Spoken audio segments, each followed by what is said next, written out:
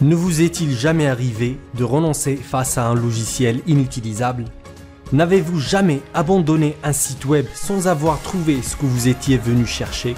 N'avez-vous jamais connu la frustration et le stress face au temps de réponse d'un logiciel? C'est ce que vivent beaucoup d'utilisateurs face à des logiciels qui ont pourtant traversé la phase de test avec succès. Pourquoi ces logiciels sont-ils quasiment inutilisables alors qu'ils fonctionnent comme prévu et que les tests ne relèvent plus de défauts? C'est ce que l'on appelle l'illusion d'absence de défaut.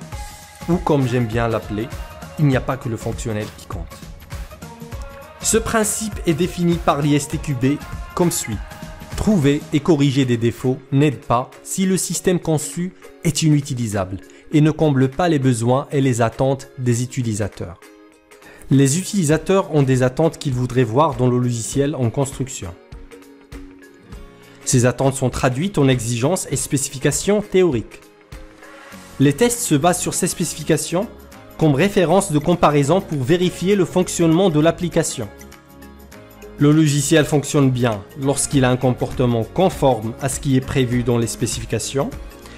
Le logiciel est utilisable lorsqu'il est conforme aux attentes et besoins des utilisateurs.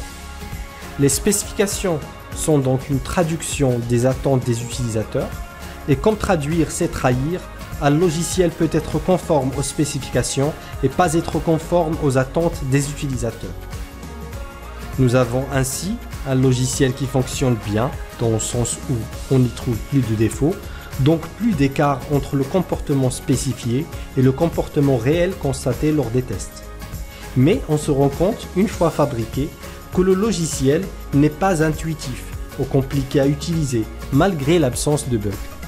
La capacité fonctionnelle de l'application n'est donc pas le seul critère qualité que les tests doivent vérifier.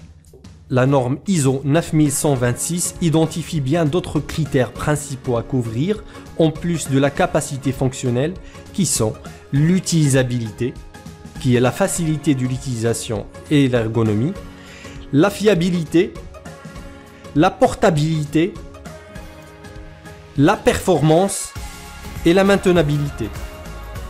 L'absence de défaut sous l'angle fonctionnel ne garantit pas une qualité acceptable sous un autre angle, comme par exemple l'ergonomie et la facilité d'utilisation.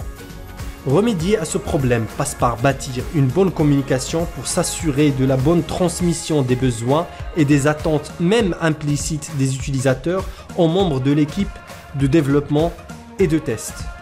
Intégrer les testeurs très tôt dans le cycle projet et tester sur plusieurs niveaux afin de vérifier plusieurs critères qualité. Par exemple, vérifier la capacité fonctionnelle au niveau des tests système et vérifier l'utilisabilité au niveau des tests d'acceptation. Les applications logicielles sont des outils. Les outils doivent être façonnés pour bien aller à celui qui va les utiliser. Les applications logicielles ne sont pas censées satisfaire des spécifications, malgré l'importance de ces derniers. Les applications logicielles sont censées satisfaire des utilisateurs et répondre à leurs attentes. Les spécifications ne remplaceront jamais les échanges entre des équipes projet et des utilisateurs afin de fabriquer des logiciels fonctionnels et utilisables.